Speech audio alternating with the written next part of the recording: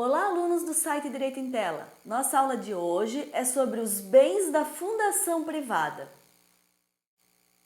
O artigo 62 do Código Civil diz que para criar uma fundação, o seu instituidor fará, por escritura pública ou por testamento, dotação especial de bens livres, especificando o fim a que se destina e declarando, se quiser, a maneira de administrá-lo. Então, o instituidor fará uma dotação de bens livres. Ele destinará alguns bens para a formação dessa fundação. E esses bens têm que ser livres, livres de qualquer ônus. Quer dizer que são bens que ele pode usar, gozar e dispor.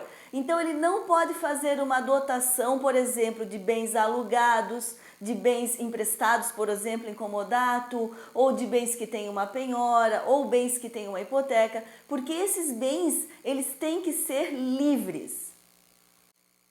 Os bens destinados pelo instituidor para formar a fundação, além de serem livres, eles têm também que ser suficientes. Ou seja, não adianta o instituidor fazer uma dotação de bens se esses bens não são suficientes para formar uma fundação. Por exemplo, ele destina 10 mil reais para formar uma fundação que tenha como objetivo promover a educação. Só que 10 mil reais não são suficientes para formar essa fundação. Então, os bens não são suficientes. O artigo 63 do Código Civil deixa bem claro que essa dotação de bens livres pelo instituidor tem que ser suficiente para formar a fundação, quando diz que, quando insuficientes para constituir a fundação, os bens a ela destinados serão, se de outro modo não dispuser o instituidor, incorporados em outra fundação que se propõe a fim igual ou semelhante. Então veja bem, o artigo 63 deixa claro que os bens têm que ser suficientes para formar uma fundação. E como é que nós vamos saber se esse bem é suficiente? Quem vai fazer essa análise é o Ministério Público. Veja bem, o instituidor vai até o cartório e pretende fazer um instrumento público de constituição de fundação. Nesse instrumento público ele já diz quais os bens que ele vai destinar para a criação dessa fundação. E esse instrumento público vai passar pela análise do Ministério Público.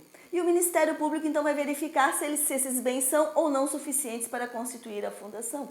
Veja bem que o artigo 63 não diz qual o valor, quais os bens, se é 100 mil reais, se são 100 mil reais, se são 200 mil reais necessários para criar uma fundação. Essa análise quem vai fazer é o Ministério Público. É um critério subjetivo, que ele vai levar em consideração então a possibilidade de criar uma fundação com aquele valor que foi destinado pelo instituidor.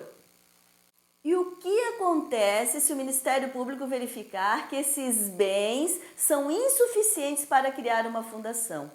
Nesse caso, se o instituidor não previu essa possibilidade, os bens serão destinados, serão incorporados em outra fundação de finalidade igual ou semelhante. Então, por exemplo, se ele queria criar uma fundação para promover a educação, esses bens serão destinados para outra fundação que também promove a educação. O artigo 64 do Código Civil disse que essa dotação de bens livres é irreversível, ou seja, depois que o instituidor fez essa dotação, ele não pode mais voltar atrás. Então vejamos, ele foi até o cartório com a intenção de fazer uma escritura pública de constituição de fundação. Essa escritura pública foi aprovada pelo Ministério Público. E aí, claro, vai se constituir, então, essa pessoa jurídica que vai ter esses bens que foram dotados, que foram, então, disponibilizados para ela. Ocorre que até a criação dessa pessoa jurídica, os bens permanecem ainda em nome do instituidor. Somente após a formação da pessoa jurídica que ele vai poder transferir esses bens para a pessoa jurídica. Só que, posteriormente, ele resolve não transferir mais. O que acontece?